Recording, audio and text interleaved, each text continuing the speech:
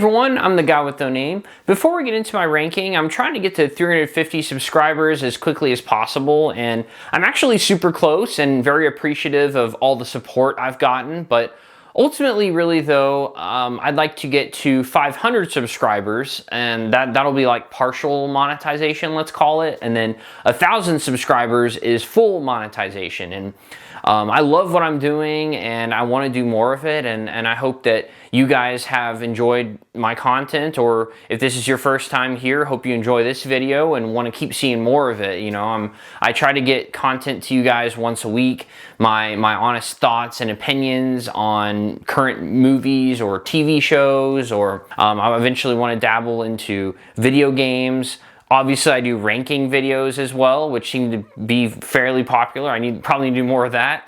And I want to dabble in some shorts, and, you know, I'm looking at all kinds of things to improve this. But really, you know, I appreciate any support you can give me to help me to continue down this line and continue to grow. And I'm really excited to see where things end up. But anyway, I'm done. Let's get on to the ranking of the Conjuring universe, my ranking, that is, from least to best. Now, my lowest would have been The Curse of La Llorona, but apparently that's not officially a part of the Conjuring universe, even with all the tie-ins and everything. Like, literally a character from Annabelle appears in it, if I'm not mistaken. But, yeah, confusing. Anyway, The Nun 2 is my number 9. The Nun was already fairly disappointing, so I went into this with lower expectations, and still I was disappointed. The story was fairly uninteresting, the scares weren't so great, the characters were not very likable, and I thought the dialogue was pretty clunky. And worst of all, I was bored. 8. Annabelle. I feel like people hated this one quite a bit. Obviously, being at number 8 means I didn't like it much either, but I didn't think it was awful like a lot of people seem to. The dialogue is also clunky here, and the characters make some unrealistically dumb decisions, but I still thought some of those moments where the protagonist, Mia, is alone in her apartment were pretty creepy. Still, there wasn't enough good to outweigh the bad. 7. Annabelle Comes Home. I was actually really excited for this one. From it taking place at the Warrens' house to following up on the practically universally praised Annabelle creation, there was a lot of potential. Unfortunately, it didn't live up to that potential.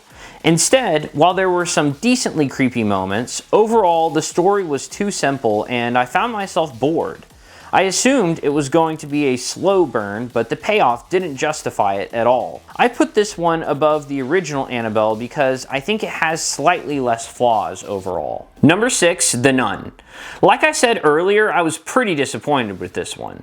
The Nun was such a great antagonist in The Conjuring 2, but unfortunately the follow-up centering around the character was quite a step down. While the overall story, dialogue, and characters were inferior to what the franchise had given us so far, what solidifies its spot as the 6th best film, instead of it being lower, is the setting. The time period, and especially the location, is reminiscent of an old Hammer horror film.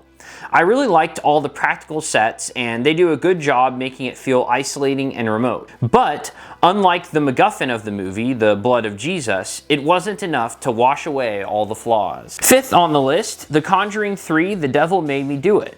After a mixed bag of spin-offs, I was happy and frankly relieved to see we were returning to the core Conjuring movies and seeing the return of Ed and Lorraine Warren as the stars.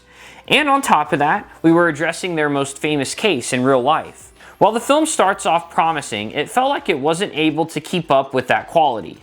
I think the worst part of this movie was it never successfully melded the two main storylines together. It kind of seemed like they added an extra storyline just to pad the runtime and make it more creepy. It was great seeing the Warrens back, but it was easily the worst of the core films. Still, there's enough to like to earn its number 5 spot. Number 4, Annabelle Creation. Probably the most surprisingly good movie on this list. It was definitely an interesting idea to make this a prequel, but wow, did it work. The setting, characters, and creative scares really helped to make this a great installment. Also, the way it tied into the first Annabelle was genius. Seriously, chef's kiss. This film proved Conjuring spin-offs could work. Number 3, The Conjuring Last Rites. I'm extremely happy to be ranking the most recent movie in this series so high. Seriously, I know there's a decent amount of criticism people are giving this, but I really didn't think there were many flaws with this one.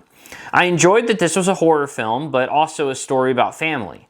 It's great to see the Warrens back, the stakes seem to be higher than ever, and there were quite a few scary moments that gave me some goosebumps. I'm sad to see Ed and Lorraine go, but I'm glad they got a good movie as their send-off. Plus, I think by now they deserve a break. 2. The Conjuring 2. Another great sequel, proving that the first Conjuring wasn't just a fluke. Getting to see the Warrens help a British family this time around was a nice change of scenery, and this one had its own creativity as far as the scares and ghosts/demons went. I gotta say though, the Crooked Man didn't really work for me, and also some of the pacing was a bit off. Other than that, I appreciated it as a horror film, but I also appreciated that it tried to be more than just another horror film and provided a lot of heartfelt moments as well. And finally, number 1, to nobody's surprise, The Conjuring. Not only do I consider the first Conjuring to be the best in the series, but also one of the best in the horror genre. It took exorcism, something that had been done many times before, and somehow made it seem fresh. Ed and Lorraine Warren are excellent heroes of the film, and you get to see the good that they do while also seeing the toll that it takes on them both. The characters, directions, scares, plot, acting, everything is so well done. It's honestly a masterpiece, and I don't use that word lightly. Anyway, that's my list, and if you've watched any of my other ranking videos before, you know what question I'm gonna ask next. What's your list? How would you rank the films in the Conjuring universe? Let me know in the comments below. I really do like to get to each and every comment and discuss the differences and similarities in our rankings, so I look forward to interacting with you guys there. Also, if you enjoyed this video and want to watch more ranking videos, on a more lighter note, I recently ranked all the Shrek and Puss in Boots movies, so feel free to give that a watch, and I hope you enjoy that as well. Hope you guys have a good rest of the day. This is the guy with no name signing off. Okay, ready?